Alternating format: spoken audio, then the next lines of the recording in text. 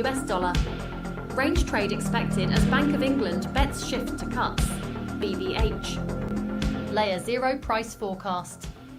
ZRO extends decline as network links Kelp-Deo's $290 million hack to Lazarus Group. Exclusive Russia to halt Kazakhstan's oil flows to Germany via Druzhba, sources say.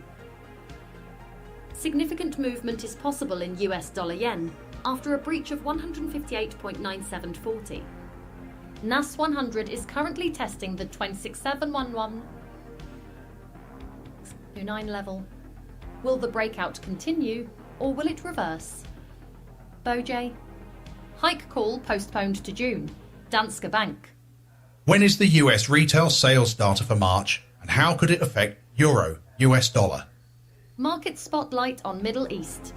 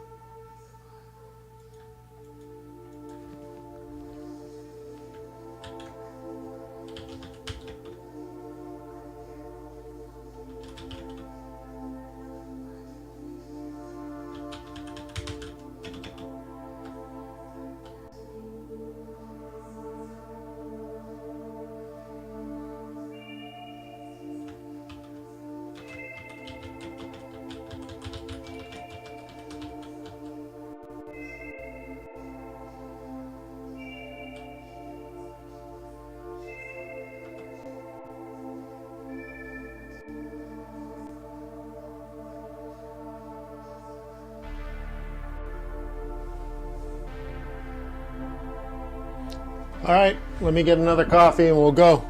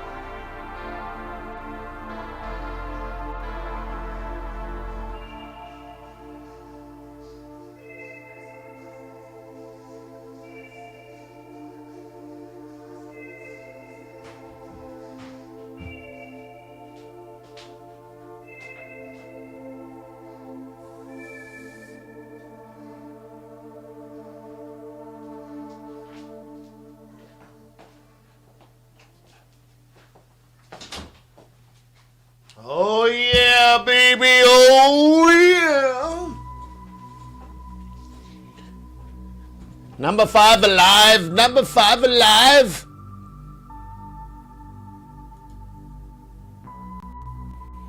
All right, where are you guys? There you are. Guess I need to bring up the YouTube video so I can see the chat. What do you stink? Smell like a plan?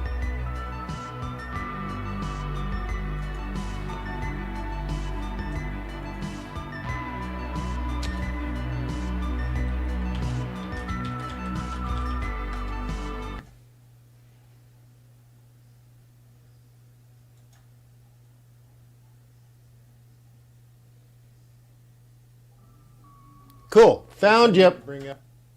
All right. So good morning. Comment allez-vous? How are you? Let's go.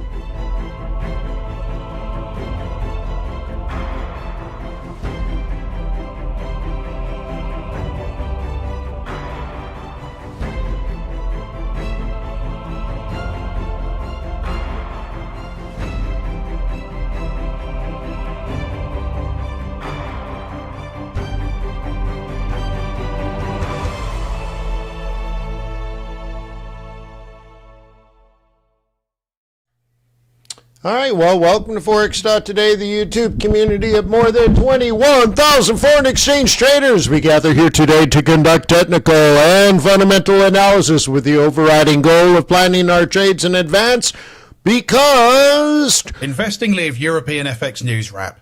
UK unemployment drops. BOJ set to stand pat in April. Can I speak now?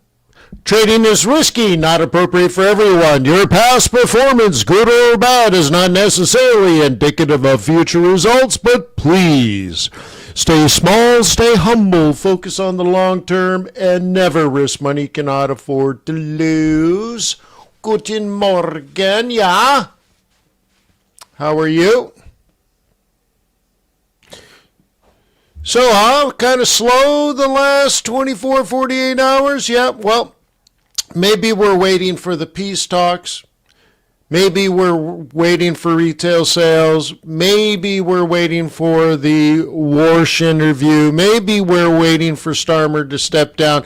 I don't know. We're waiting. Everyone's just waiting for the grass to grow, waiting for the snow to snow. US dollar yen bounces back above 159 soon, but remains within previous ranges. So that's my squawk box. You want that squawk box? Many people pay like, I don't know, $100 a month for a squawk box. I used to pay way more than that back in the day. Well, you can have it free at traderrs.com, but just so you know, that's what keeps speaking over me.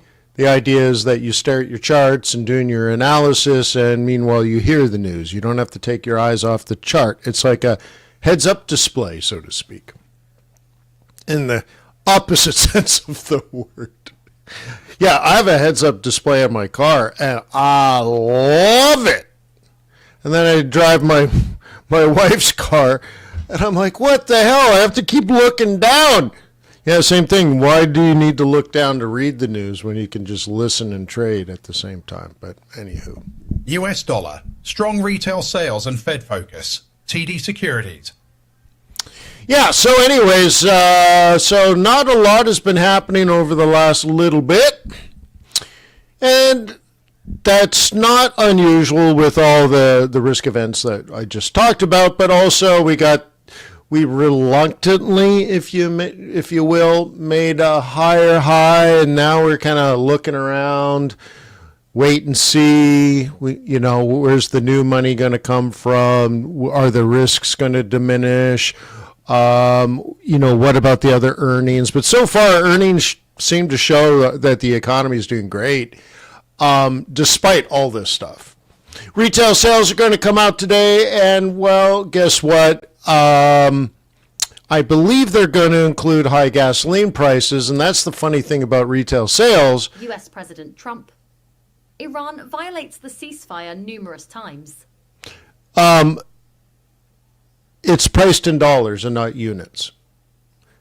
Yeah, which is interesting. So they don't track how many gallons of gas you purchased, retail sales, but instead the dollar amount you've spent, high prices. So we're probably going to get a ripper hot retail sales. Last time it was 0.4. Dude, I'm gunning for double that. Yeah. Whoa. So something like that, And so what does that show us about the economy? Well, you can take that out. Okay, you take out, we call that core, you take out the energy, and then you try to discern, really what you're trying to discern is, what are people paying higher prices for, and are they paying the higher prices, or are they switching to a comparable? So apples are too expensive, you buy pears. All right, or durian. I don't have durian in my grocery store. I have dragon fruit though, which is one of my favorite. But enough about me. Let's talk about you. We're going to have that news in 51 minutes. And so I suppose we'll do some technical and fundamental analysis. What do you think?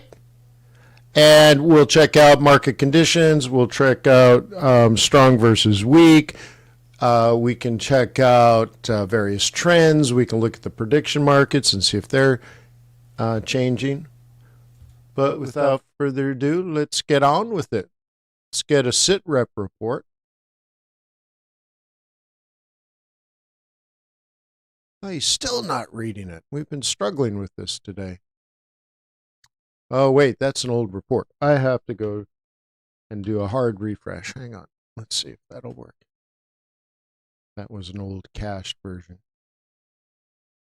Oh, and now I got to log in. All right, hang on. I've been blocked. I think it'll come out this one. Refresh my email. Hang on. Let me get my code.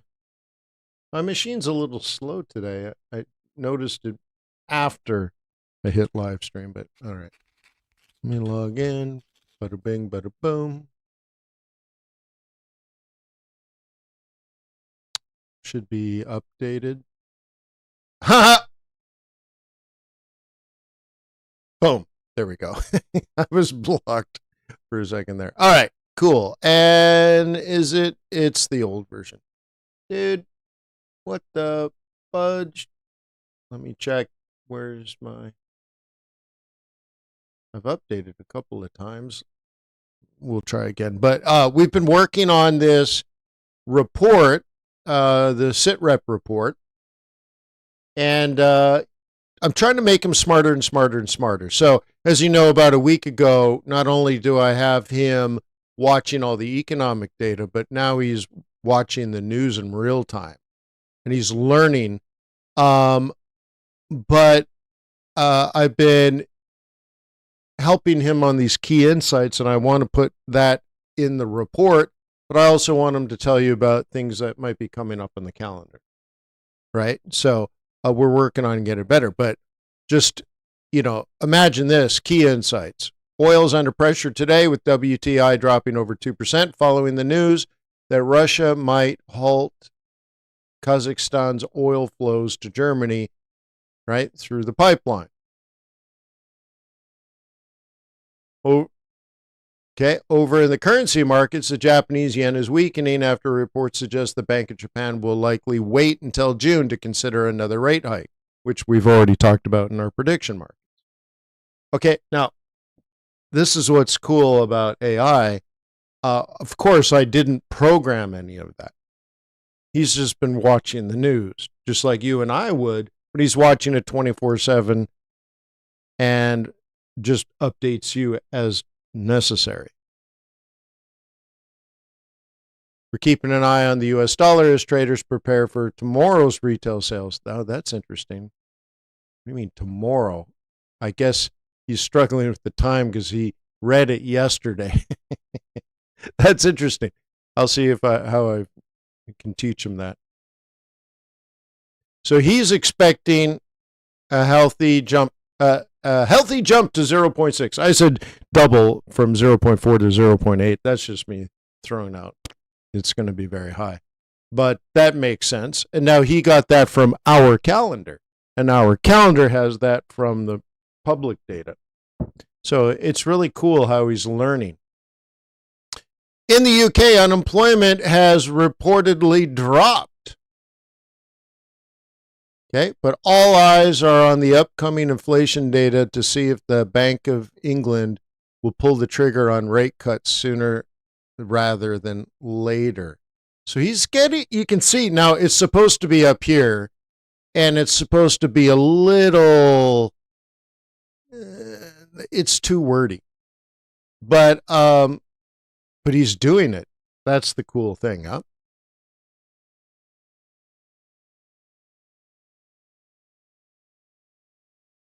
Okay. Up here, he's talking about, right, Russian supply headlines. So oil is down. Bitcoin holding steady. VIX, yesterday we were slightly above 19. Now we're slightly below 19. One of the things we talked about at yesterday's open is if and then. One of the things we talked about is if VIX rises above 20, and it was potentially going to go as high as 23. If that occurred, we would have a risk-off scenario. And then the scenarios are already out here showing you what to do. Now, look at this. Again, these bear cases, base cases, best cases are all built around long-term fundamentals, but actually what is actually happening in the market right now. A stronger than expected U.S. retail sales confirms U.S. consumer resilience and drives equities to new record highs. Dude, this is really, really, really good. So he's breaking down the, right? But yesterday we were talking about the scenario of if VIX goes up, because we were worried about potential risk off because of, let's say the failure of the ceasefire or the failure of the extension of the ceasefire, which may or may not happen later today / tomorrow. That could bring everything down. VIX would go up, and you'd go into the bear case scenario. Well, that didn't happen. Okay. So, so we didn't get that. We got a different scenario. Now, another thing you're likely to notice on our sitrep reports is that I taught him yesterday and this morning to incorporate more shorter term, so data in his report. So not only look at the long-term radar and long-term yields and, that kind of stuff, which he did a lot, which I asked him to, but also pay attention to the news and also pay attention to what is actually happening right now. I said, you don't do a sitrep report every 30 minutes to tell me what the monthly trend is. I don't need an update every 30 minutes to know that kind of thing. So now it's both. Huh? Now it's both. So he'll say, look at today's sentiment is currently neutral as the one-day risk score indicates an indecisive session. Okay? Showing a clear divergence from the broader monthly trend, which remains risk on. You see? Aha! It's good. He's starting to learn. So we spent time last night on this, and I spent time on it this morning, teaching him how to do what we all struggle to do is long run versus short run. As traders, as economists, we have to deal with different time frames. And so now I'm teaching him how to handle all that for us. Huh?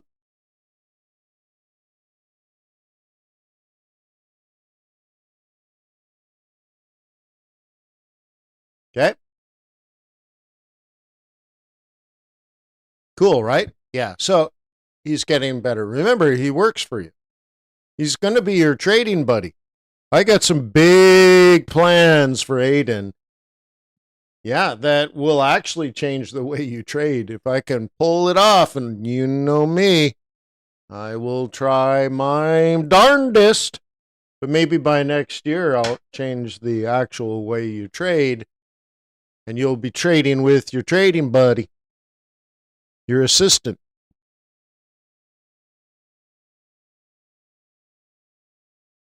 Yeah. Let's get some headlines. Let me reset it. Layer 0 price forecast. ZRO extends decline as network links Kelp Deo's $290 million hack to Lazarus Group.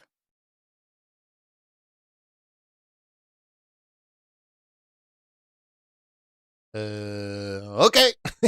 We're not going to read the rest? Okay, fine. I think we all heard it anyways. So check this out. Over on the left-hand side. Pound sterling trades mixed ahead of Walsh's testimony. UK CPI data. We've also spent a lot of time in the last, 3 days, upgrading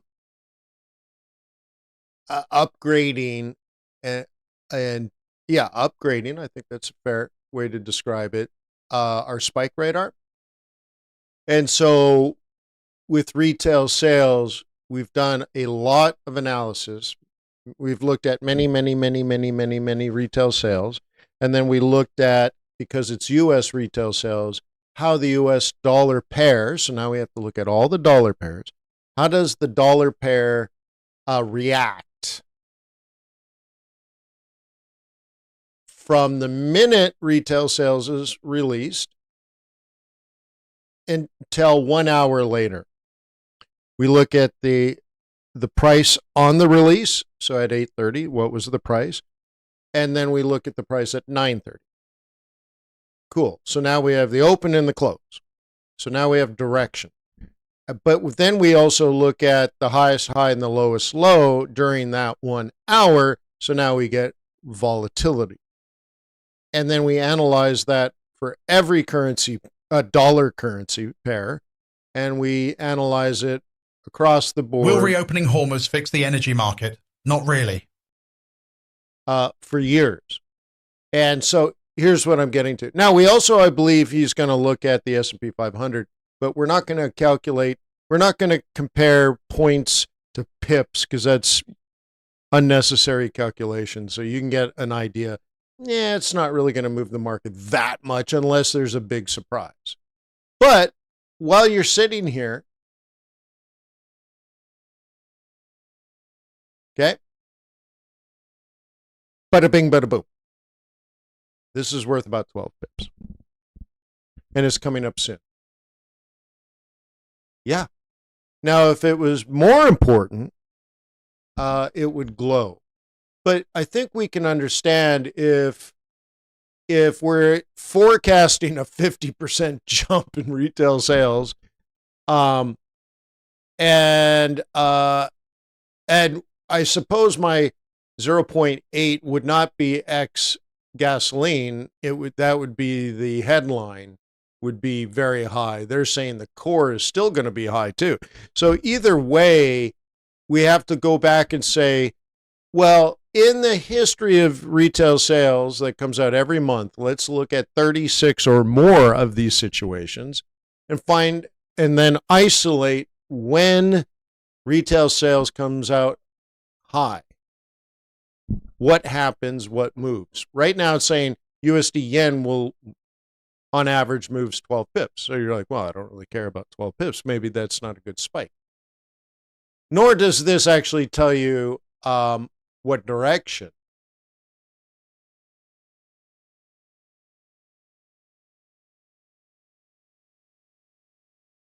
Yeah. Yeah. Huh. Yeah. Where's my retail sales? Today's only Tuesday, right? Yeah, it's so funny. We're struggling with this too. How, oops, now I've really done it.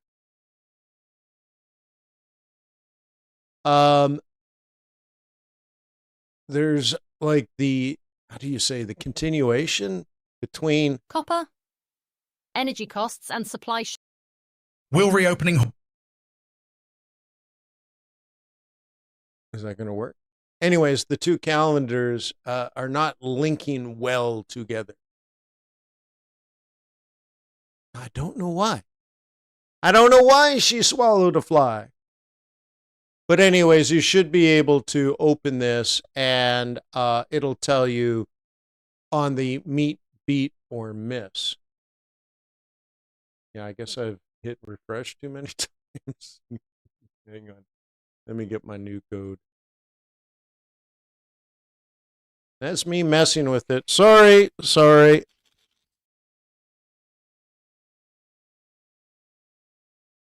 Rate limit exceeded. What the heck does that mean?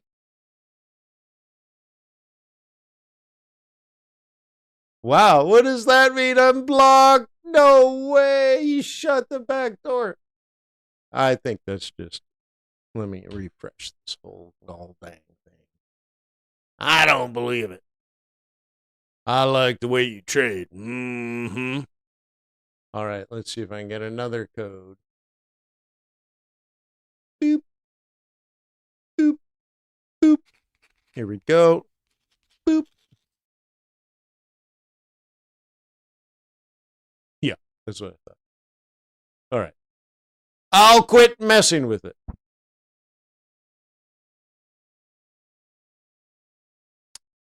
But yeah, so anyways, retail sales coming up hot and fast. Let's get an update on the market.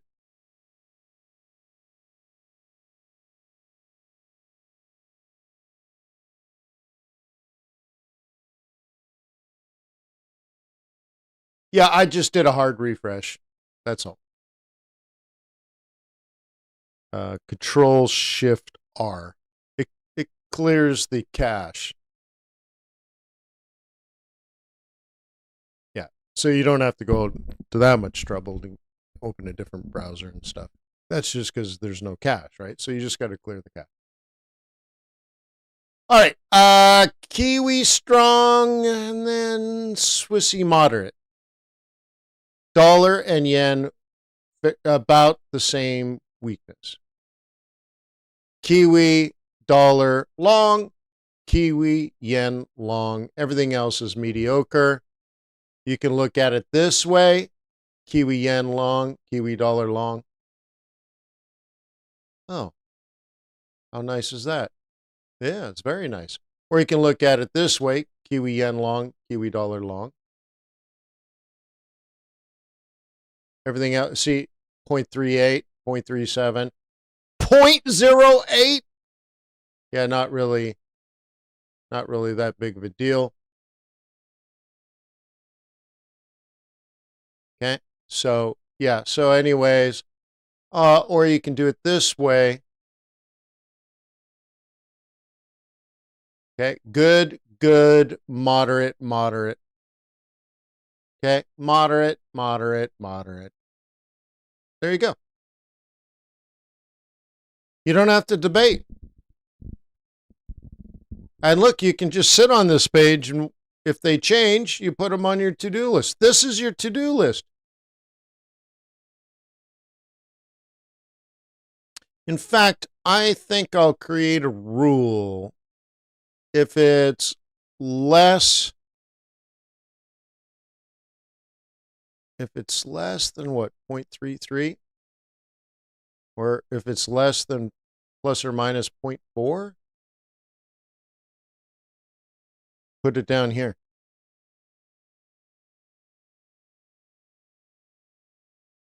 Because these are not, look at this. That's not a good opportunity. That's mediocre at best. So you want to trade euro dollar this morning? Why? You want to trade euro yen this morning? Why? So again, if you can get to this in seconds versus minutes, or you might spend your whole day staring at euro dollar and there's no rational reason to be doing it. Oh, I love trading pound Aussie. Why? Well, I made a lot of money on it last week. Well, you're looking at the wrong thing now. It's cool, right? So I don't need 13 bullish pairs. I would say maybe I can create a rule, only show the top 5.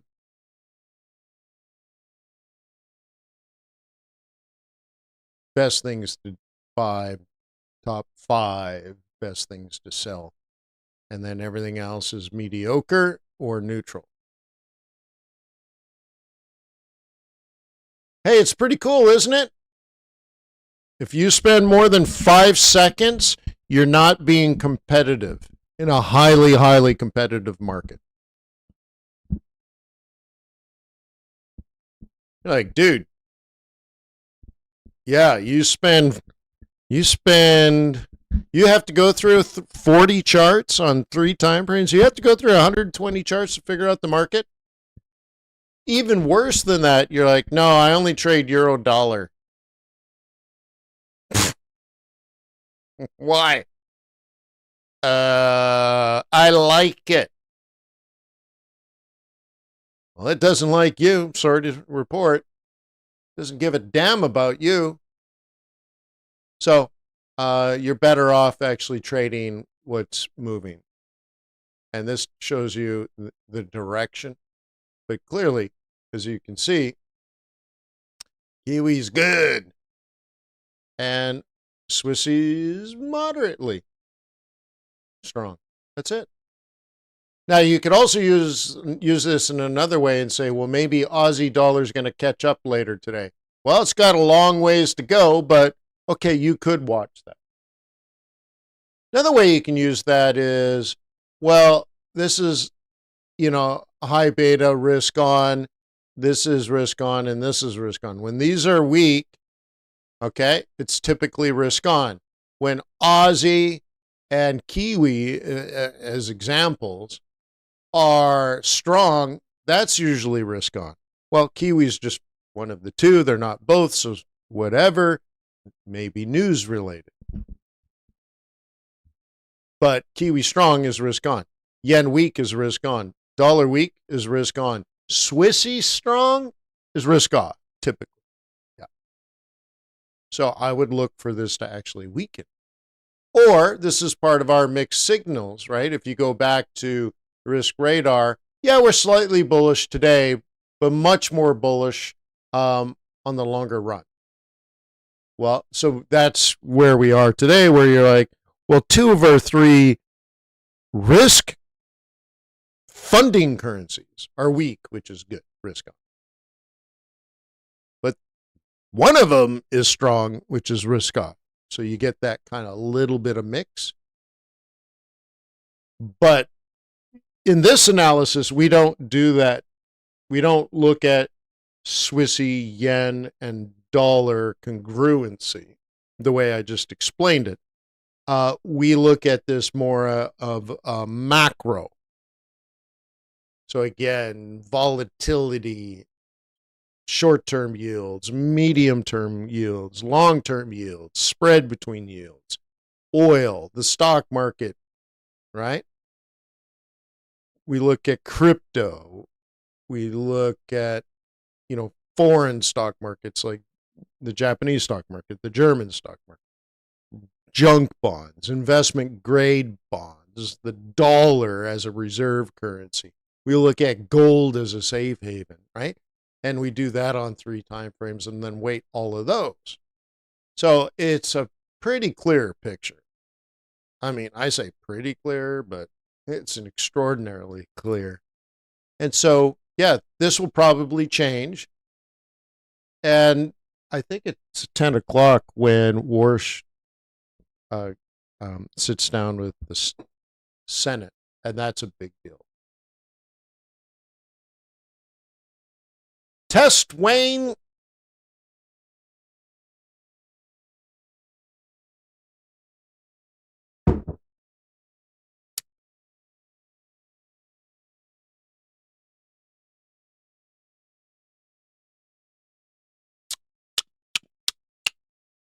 My new coffee has a unique flavor.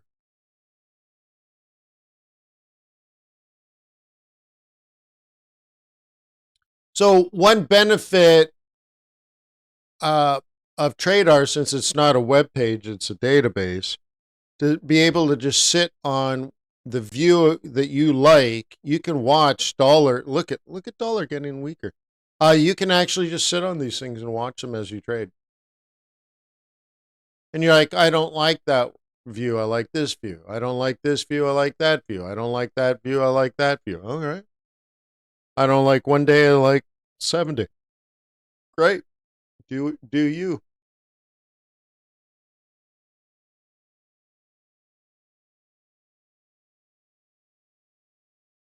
Okay. Cool. It's nice.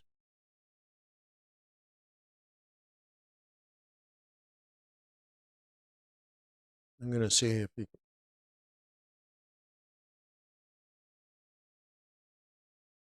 Yeah, that's much later today. No, that's not API. Oh, yeah, that's right. API. I was thinking it was Wednesday. Now, he has full analysis on this, and he's not supposed to. So let's look at see what he built. All right. He built it. I've already spent the money. Oh, it's so funny. Yeah, it's so funny. All right. Well, we got all that. We got years, okay, of data on this. And, well, I already built it, so I'm not going to throw it away. I'd like to make this mode a little, I mean, much wider, actually. because I can't see one of the scenarios. Cool. All right. Well, he's not supposed to have that. He's only supposed to have the full analysis for the things I call major events, and it's the stuff that goes in our G10 economic database. And so, like this glowing one is CPI. Now, I can compare CPI in Great Britain with CPI in the United States and Canada and Australia, so on and so forth. So that's those ones I consider major, even if they don't move the market very much. Now, it's saying 36 pips, so that's good. But we only need spike analysis for that. But apparently he's done it for everything. I guess that's why it took a long time. To find out Aussie dollar moves 5 pips in an hour. Yeah, well, it's not a good time to be trading. So anyways, boo-hoo, Aiden, but whatever. We got the analysis now. And, yeah. Later on, you'll be able to have this analysis. So when the UK CPI comes out, pound yen is likely to move 36.6 pips. Okay? Now, if it beats or misses, the direction changes. Yeah. So our calendar is not going to be based on the economic importance like every other calendar in the world. Somebody makes the decision, CPI is important. So they put that as a big deal, right? High impact event. But they don't quantify it. Why is it important? I don't know. CPI is important. Well, is it really that important? See, the thing is, the Fed doesn't even use CPI. It uses PCE. Why is it important? Well, somebody told you it was important, and somebody told that person who made that determination, and then someone told that, but and just so the thing is, can you quantify it? What should you trade, and how much is it likely to move, and in what direction, and under what scenario? So that's my vision for the calendar, is that it's a quantitative-based calendar. Isn't that cool? So we're tracking the history of how often we meet or beat. Okay? 38% of the time we miss. 35% of the time we beat. Oh. That's nice. But you can also look at the chart.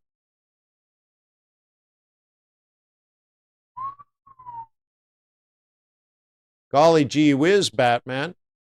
And that's pound yen. You can do pound dollar. It's not as good. And euro pound is, okay, you can see the direction here.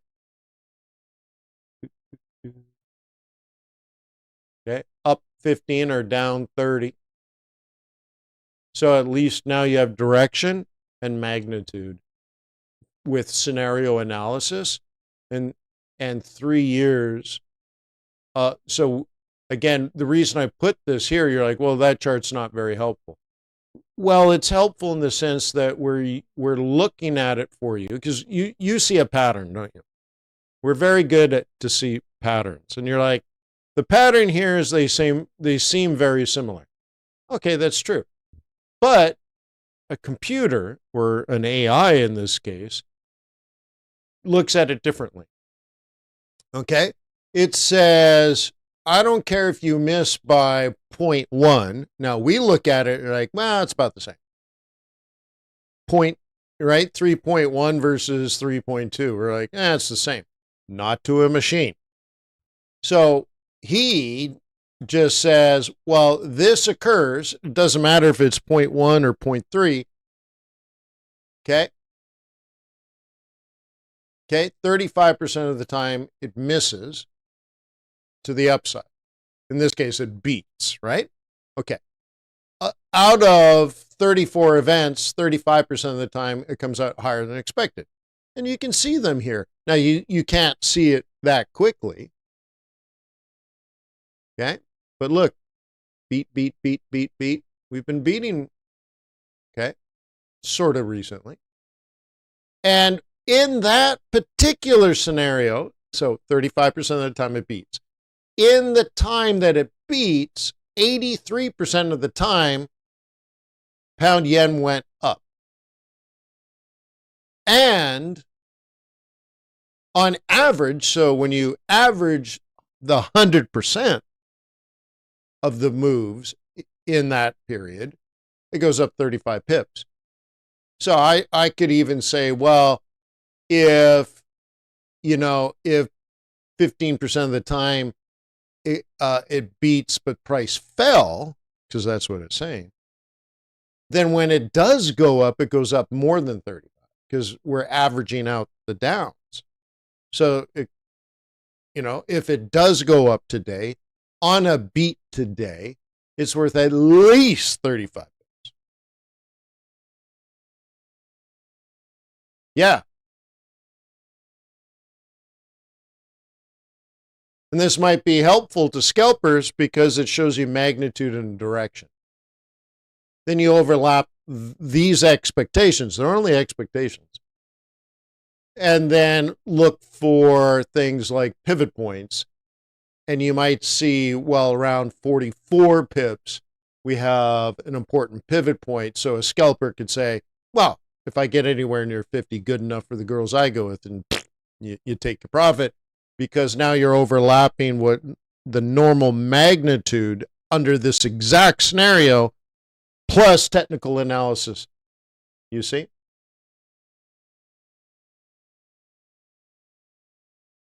And build a whole calendar based on that. So nobody tells you that something's important. In this case, we just tell you how important it is quantitatively. Now, I hope you appreciate how much data is required for this. And every time I say data, just say, well, that takes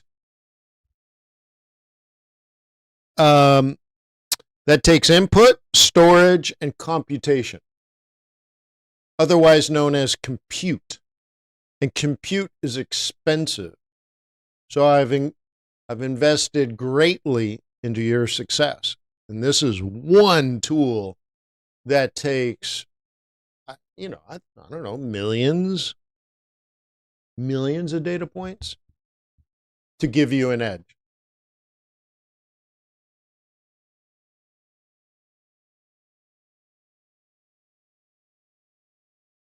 Cool. So you can see right here, 36.6 pips. This one's only 5, but doesn't tell you just 5. It tells you Aussie dollar is 5.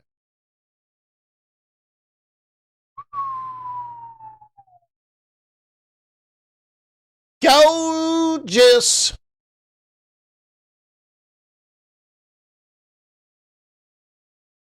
I think I want to move the order of this. I always feel like I want to skip over here. Yeah. Maybe I'll put trend over on technicals. I don't know. La la la la la la. Much better. So these are up as expected. These are down as expected. And then some of these, interesting. I wonder if Dow and Nazi's moving to the right. Look at oil. Oil's down 2.3%, and we expect that. Cool.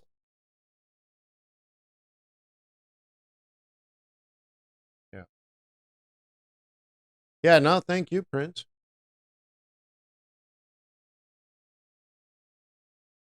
Yeah, so, yeah, right. Stock market, up, up, up. Okay, I don't think that's reporting properly. I'll have to look at that. And not up. Interesting. I guess that might be related to, energy. It could be.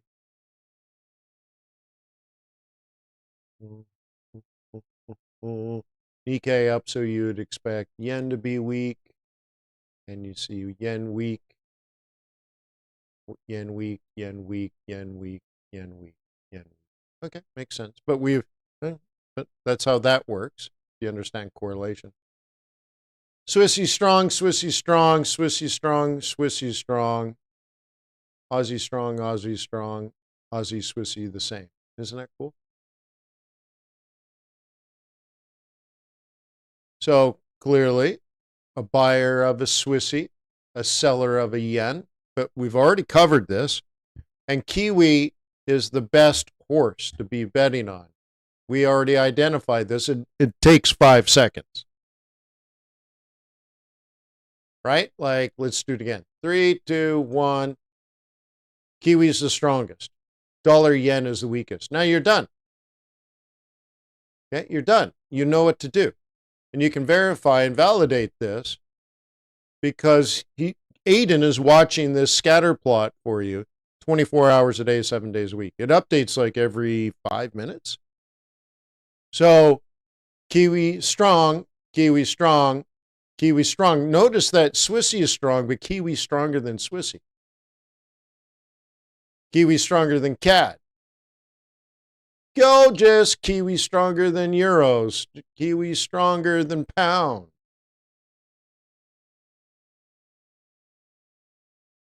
Kiwi stronger than Aussie. So if you're not using our index radar, you're probably trading the wrong thing. And what if you're a really good technical analyst and you struggle because sometimes it works great, and then sometimes you don't get the results you expect? And here's the tragic thing. You're good at technical analysis. What you're doing is correct, but you're not getting consistent results. So what do? You change what you do. What you don't realize is you're on the wrong asset.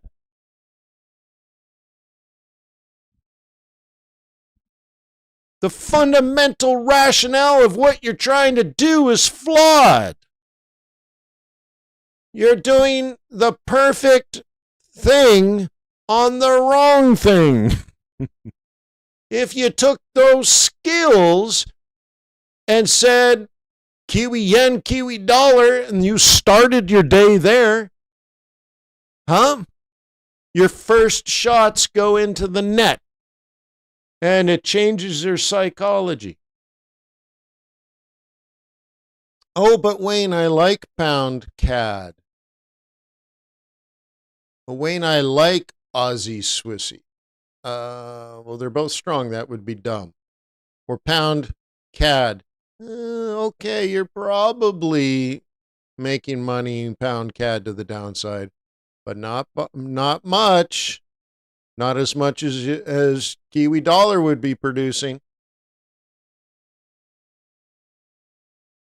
Okay. USD Swiss francs likely down. Swiss franc yen is likely up. So you have, 1, 2, 3, 4 trades right off the bat. Right off the bat. Totally makes sense.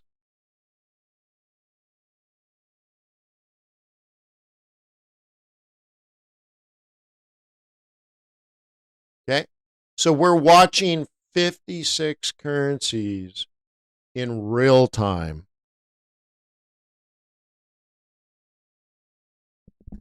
And you can't do that. You can't watch 56 currencies at the same time and comprehend tick by tick the change, right? It's crazy, isn't it? I like this because this is how I started trading Forex, I guess, 25 years ago, I guess maybe even longer than that, right? Because we just hit 20th anniversary of NFP. So at least 25 years ago. This is what I did. Now, I had to do it with an Excel spreadsheet, and it took me a solid hour, maybe more. Solid hour. Now it takes me 2 seconds.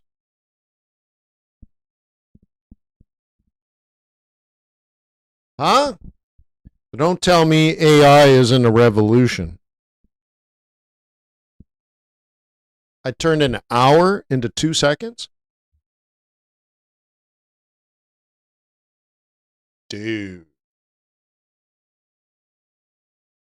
And if you ever want to know how we get to the conclusion, of course, transparency is very important to me. So they all show you in real time. Notice, we're tracking these 7 pairs in real time, and you can see them. The real-time calculations. You're welcome, by the way. I didn't have to do that. I didn't have to disclose what we're doing, nor did I have to disclose each individual component, and I did not need to expose the real-time changes in all 7 components of the one score. But I did.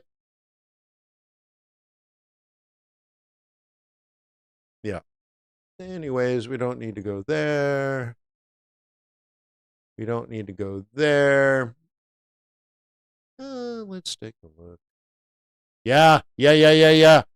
Even more today. Notice the move on the 1 and the spread on the 2, the 5, and the 7 is expanding. A little more money went into the 20-year. Remember how much lower the 20 and the 30-year were yesterday? So yeah, some money, boom, money, nice. This is good. Money's coming out of the short end and going into the long end. Cool.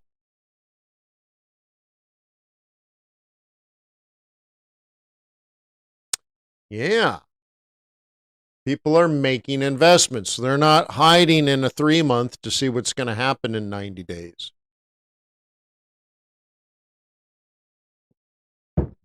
They're also deciding, the Fed ain't going to cut.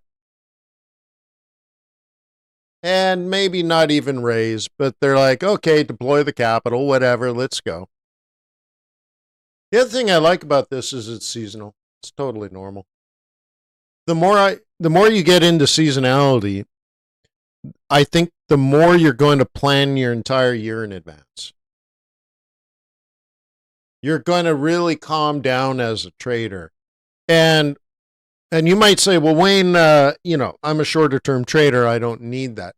Well, when you line up what you believe to be normal based on your quantitative analysis of what usually happens, like let's say in the first quarter, treasuries are coming down, and then in the second quarter, treasuries go up. Okay. But we know inside of that, there's fluctuations. Well, as a trader, quote unquote, just a short-term trader, in the opportunity of, let's say, making money long in the first quarter when it's unusual, maybe you trade underweight. Because you're like, I don't mind taking the opportunity to make some money, but I don't want to take risk when it'd be very unusual for it to work.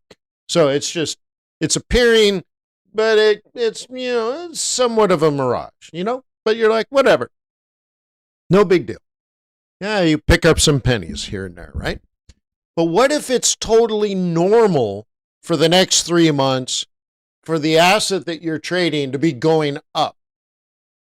Totally normal. You can make the same bullish trades that you would have otherwise, but now you can overweight. Because it's not unusual, it's usual. So you can have a higher conviction. So you can make more trades, or you can make bigger trades, or you can hold the trades longer. Whatever that means to you. But if you don't know, you're just a victim.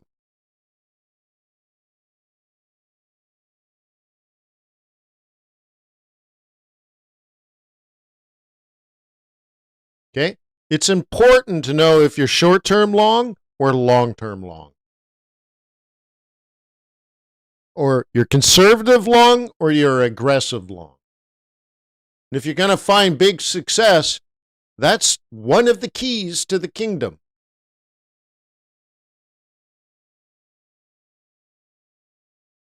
Cool. And we can learn from all of this. So cool.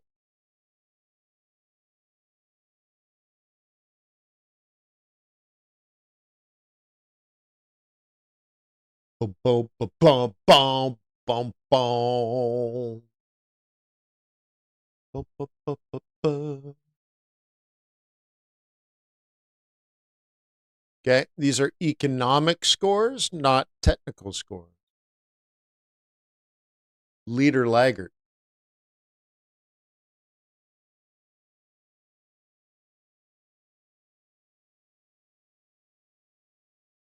Oh, well, typically the question is rollover and the spread's widening. My stops are usually 50 to 150 pips away.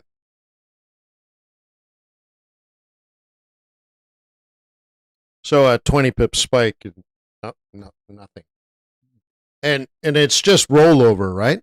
So it's not even, I mean, it's real in the sense that it'll take you out, but it's the adjusting and rebalancing of accounts. Nobody's trading and you know all that kind of stuff. So but yeah, if you're going into rollover and you only got 5 pips profit, and your stop is 13 pips away, like I just don't trade like that. All right, Prince, I just don't trade like that. My stop is never 13 pips away. Right? It's either, let's say, I'll say it's either 30 or 3. But it's almost always more than 30. Or it's -3. Right? Negative. So let's put it closer, probably on average, because often I do move my stops, but I won't move it that close when I'm not afraid. So let's say on average, my stop is either -66 pips or -3. The reason I have a -3 is I would never, ever, ever, ever move my stop to actually break even, or God forbid, +3 or +4.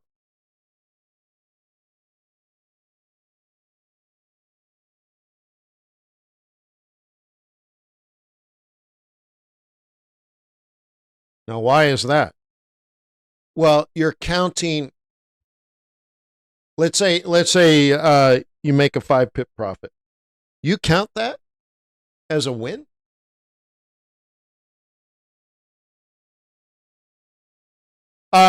Greg, I understand your point of view.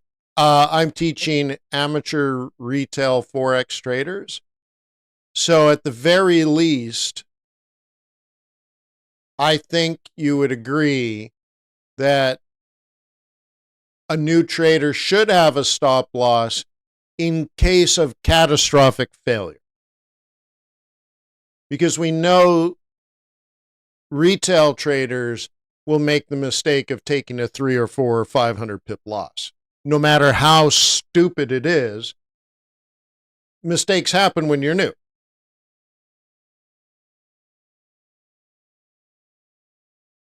So I don't trail. No, so what I'm saying is a 5 pip trade is not a win. You went to all this work to do technical and fundamental and seasonal and sentimental analysis to make 5 lousy pips?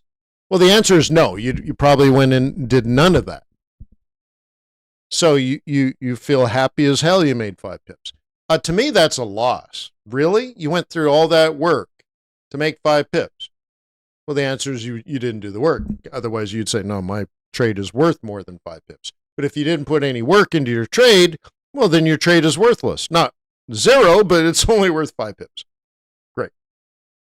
Therefore, your stops are probably small as well, because if you're only going to make 5 pips, then your lot size is probably too big so that you can actually make some money, right? So anyways, I would be embarrassed to take a trade less than 25 pips. I'm really going, I mean, even then I'd feel bad. Like if I made it a 30 pip trade, I'm like, well, I got stopped out. What can I say? Your trade should be going for 100, 200, 300 pips.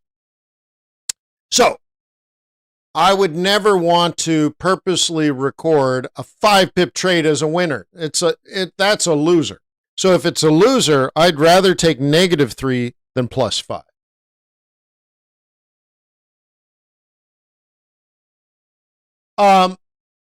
No, I have not added the tweets to AI strategy. I think there's a lot of other groups doing that, but no, I did not. So also, look, if you're going to raise money from other people, if you're going to start a fund or manage accounts for wealthy people, you're going to have to show your track record. Okay? And one of the things they're going to look at is your average winner and your average loser. So if you take a lot of +3, +4, +5, +6, +7 pip trades, it's going to average your average winner. It's going to lower your average winner. Okay. That's not good. Because when you really do have a loser, and we all have losers, they're going to be significantly higher, right? What's your average real loser? Like you're really wrong. -50, -100, -75. I don't know. We all have our breaking point, right? Or if you're a bad trader, -100, -200, -300. Like, and those big ones are really going to increase your average loss. Now, I don't really want to get out of trade because I have done a lot of work and I do believe I'm correct. And unless the market flips on me for some bizarre reason, I want to stay in my trade because I'm probably right. Not that I'm good and great. It's just I've done a great amount of work. Okay? So, what I do want to do is, take the losses when I'm supposed to get out. So let's say I'm long and it makes lots of, it's logical to be long, technically, fundamentally, seasonally, all that. And I go along and it collapses. Why? I don't know. There's geopolitics or something. And the thing collapses on me and I take a -50. I'm happy with that. Remember in my book, I say, take pride in your losses. A bad trader would try to hide those losses or avoid the loss. Dude, if the market collapsed on you, get the heck out. That's not what you had planned on. You were wrong or things changed. Get the heck out. Go find something new to do. Okay? Take the loss. But more often than not, it's not going to be a terrible trade. The markets, more often than not, don't collapse or pop or flip. Those are unusual things. So more often than not, you can move your stop a little closer over time. Now, I don't tend to move my stops a lot because I intend to stay in the trade and I intend for it to run. Sometimes it takes a while. So what I can do is move it a little closer. And then at some point, let's say, and for me, if I'm long, when do I move my stop? Usually after it's made a higher high, retested, did a Fibonacci pullback, and then made a new higher high. So we're definitely we're in the third or, third wave type thing. So I'll move my stop to -3.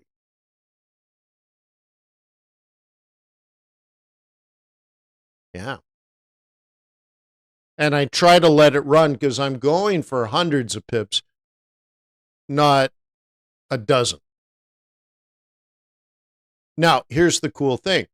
I do get stopped out a lot. So let's say it just collapses, especially, and it usually happens right after I move the stop and then the markets collapse or whatever. Well, locking in a small profit, it doesn't really change the profitable outcome, but it does lower my average winner. Statistically, that's not good. So I'll leave it at -3, and if it comes all the way back and knocks me out at -3, it's dollar cost averaging my losses. It makes my average loser smaller. So imagine it's like -50 for a loss, and then -3, -3, -3, -3, -3, -3. What's my average loss? Yeah, what was that? 6 trades. So you know 70. Let's say it's 70 pips over 7 trades. Now my average loser is -10, even though I have one -50. Well, that one I'm definitely wrong, and all the other ones I'm like they didn't work out. So what's my average risk? What's my average loss? And this is important for your Sortino ratio calculations. And now my average loser is -10. Now, because I also never took a +3, a +5, a +10 to brag about my winning percentage, who gives a... I mean, that is the dumbest thing you can do as a trader, is worry about your percentage wins.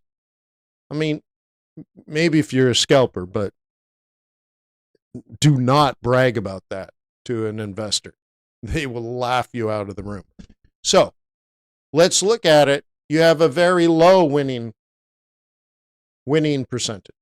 But when you win, you make 300 pips. Okay? So you only have to win 10 times a month and you got 3,000 pips. That's probably better than what you're doing. Okay? Now, imagine, and I'm not saying this is me, but just imagine you did this for a year, and then you go from friends, families, and fools to sitting down with your first more sophisticated investor. So your mom's chiropractor that she sees 5 times a week. Mom. Anyways. All right, he's rich, he's sophisticated, great.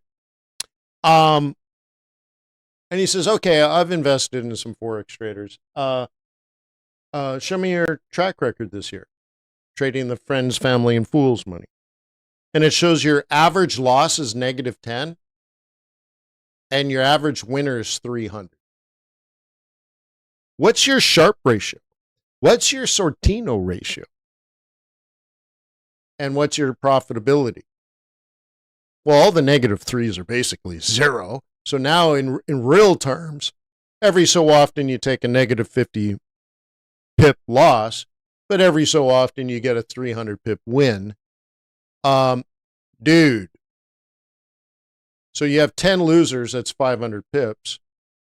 You have 10 winners, that's 3,000 pips. So you only made 2,500 pips, which is probably good money.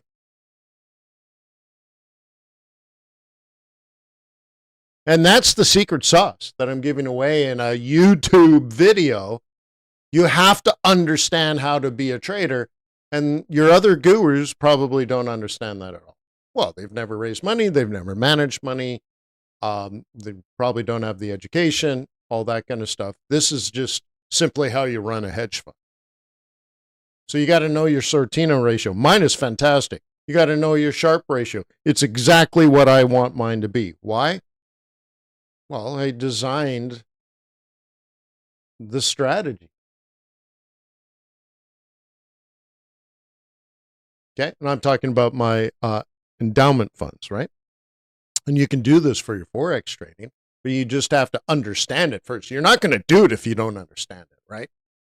So I hope the one thing you take away from this is knowing that if you're focused on a high winning percentage, you actually don't know what you're doing. And what you're explaining to, let's say, a wealthy, more sophisticated investor, and you're like, hey, dude, give me $1 million because I have a 90% win rate.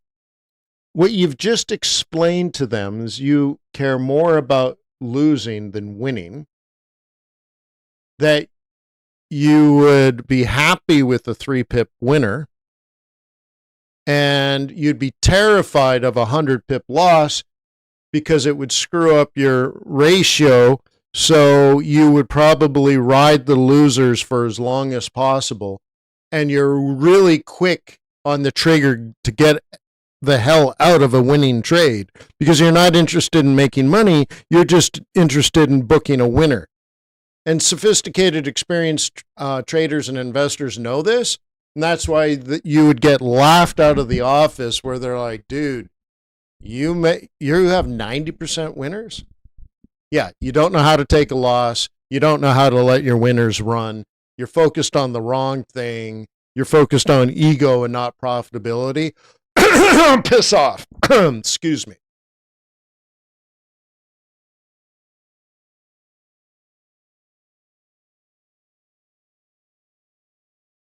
Well, is it for long-term trades? It's anything. It's mathematics. Okay, King? So imagine you do shorter-term trades. Well, I want you to understand that an investor will look at your Sharpe ratio. I don't know about Sortino, but they'll definitely look at Sharpe. And if your winners and losers are all over the place, so you have a lot of volatility, and you have okay, you're not going to have a good Sharpe ratio, which means you're uninvestable. If you're focused too much on winners, you're going to have small winners and bigger losers because you're trying to protect your win ratio, but you're not trying to keep your losers small and your winners big. So it doesn't work out mathematically unless you understand the math and the lesson I'm trying to share with you, and then you change your behavior to focus on what is statistically attractive. And I don't mean it's to manipulate the investor through statistical, tweaking. I'm trying to share how you should actually be a better trader.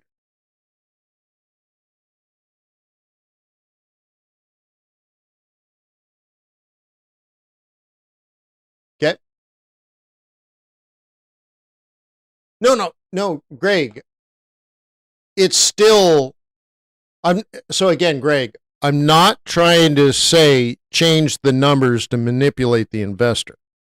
I'm saying if you got knocked out of a trade, it's a loss. Unless you planned on getting knocked out at break even, right? Like, dude. And also, dozens of winners, Greg, at 5 pips are not winners. So again, it's not a manipulation. I'm not trying to say cheat the numbers. I'm saying try to understand. Your job is to lower risk and have steady returns. And the analytics should show that. But like fake break-evens, that's not what I'm talking about either. Fake break-evens? My Jiminy Cricket. I'm saying if you're wrong, take the loss. Be wrong. Be happy. You had the opportunity. Something changed. Okay?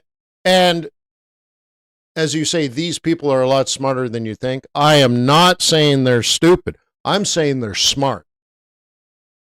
The investors I've met with that have like auditing teams, Greg, like accountants come in.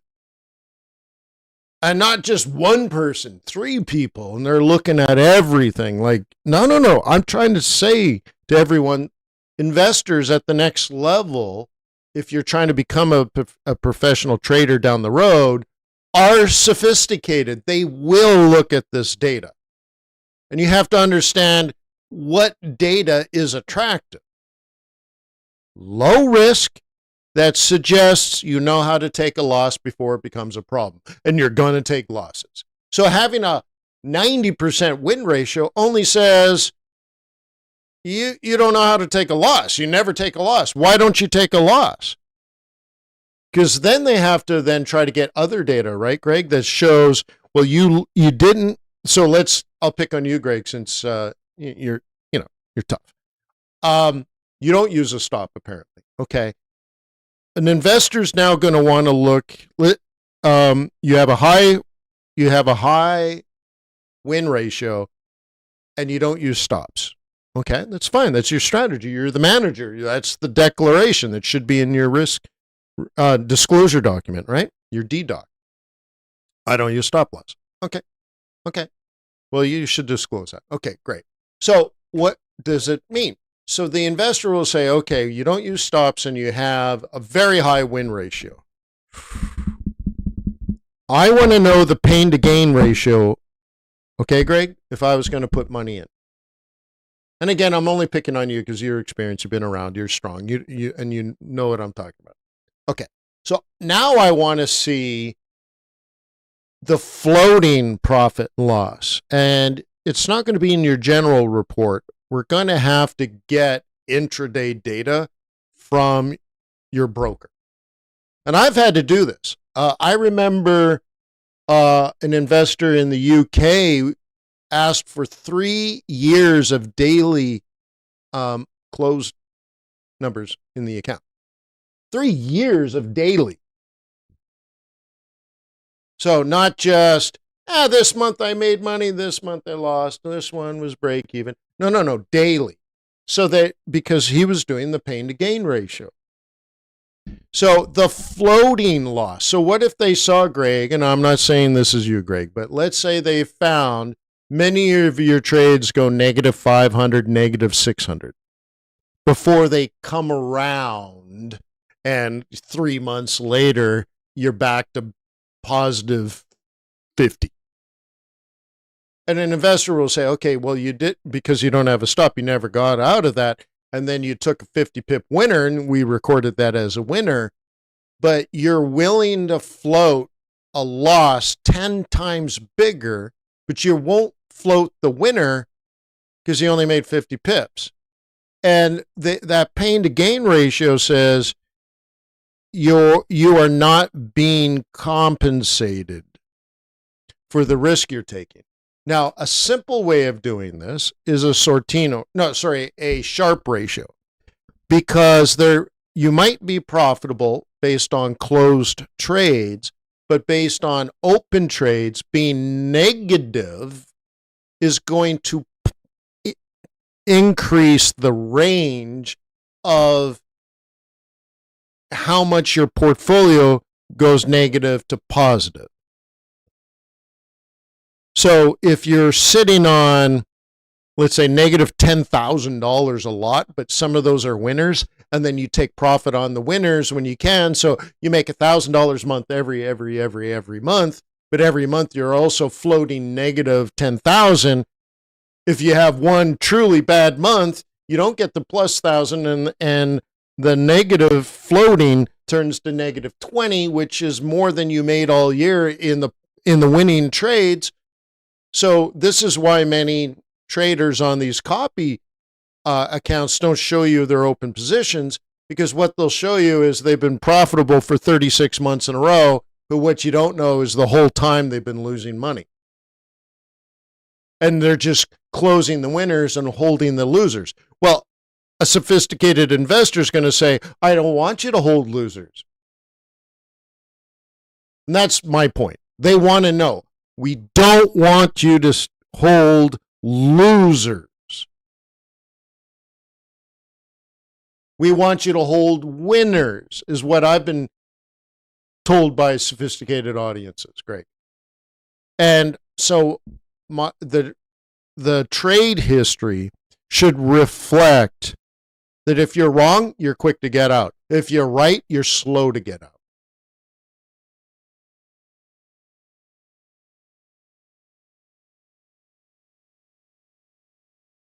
Yeah, no, okay. Yeah. I'm not saying to I'm saying, yeah, definitely. I mean, you want to be transparent and honest, right, Greg? Absolutely. So if my trade is up 100 pips, my stop is probably -3. And if that thing collapses on me, my God, I missed something. Yeah. Yeah. So I think we agree. I think we agree. Right. There's a reason these reports are detailed. There's reasons why we have these ratios. There is a way to do due diligence. Remember, that's actually what I did at Oxford, is really due diligence on quantitative hedge funds or algorithmic focused hedge funds. And so, yeah, I know how to do due diligence for sure. Yeah. And you guys would have loved it. My final examination was analyze these two hedge funds, hedge fund A, hedge fund B. Here's their track record. Analyze them, and okay. And the question is, would you invest? Yes or no, and justify your point of view. That's it. There was two hedge funds, a set of data. Would you invest? Why or why not? Really cool. Really, really cool. I think you guys would really dig it. You should go to Oxford. Yeah.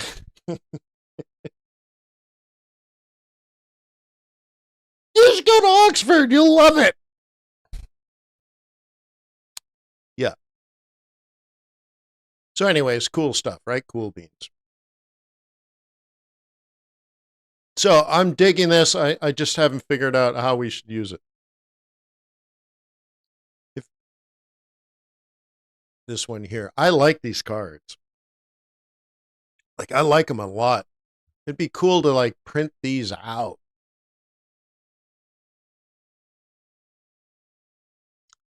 Yeah, I'm not sure.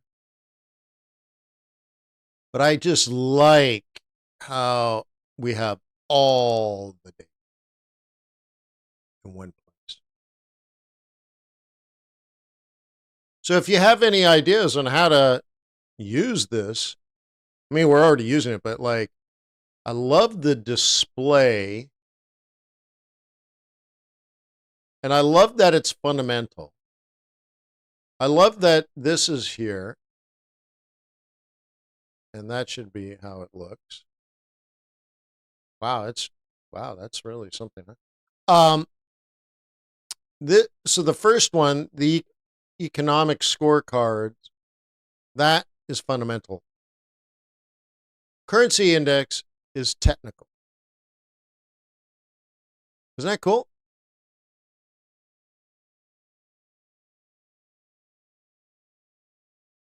So if you have an idea of how to display this 9-dimensional multi-factor scoring engine, it's a mouthful, but it's cool, right? Yeah, wait, 9 dimensions? Yeah. Yeah. 9 dimensions. Leave it in the comments and I'll read them later today. Let me know how you think we should combine the fundamental scorecard with the technical scorecard.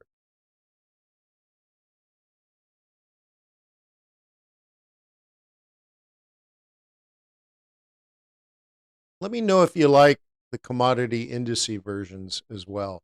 Macro breakdown, like correlation with VIX and the dollar and yields. Like, am I going in the right direction? So I haven't worked on this for a week or two, so I just need a break.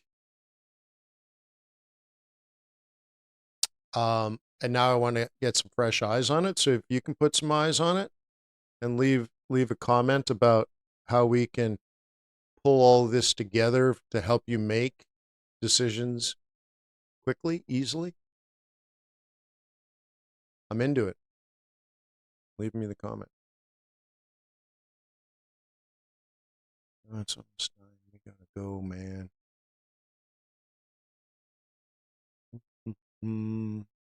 I want to look at this today from a little bit bigger point of view.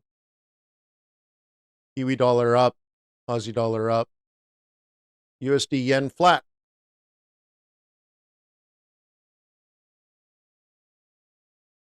Okay, look at that neutral right there.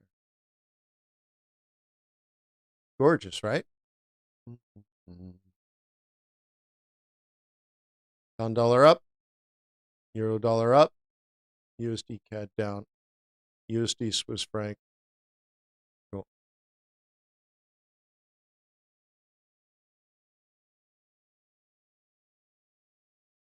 Don't tell me here, Dan. Tell me in the comments on the video. And longer term, yeah, everything is kind of lined up. USDN is quite flat statistically, but yeah, bullish. And these were our bullish trades from yesterday and the day before. So hopefully that kicks in. We just need follow through in the market. I'm still not reading.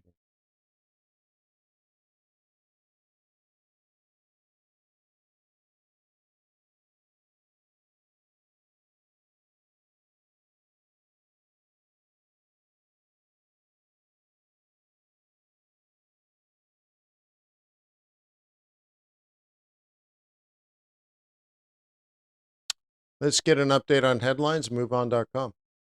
United States Redbook Index, year over year, declined to 6.7% in April 17th from previous 7%.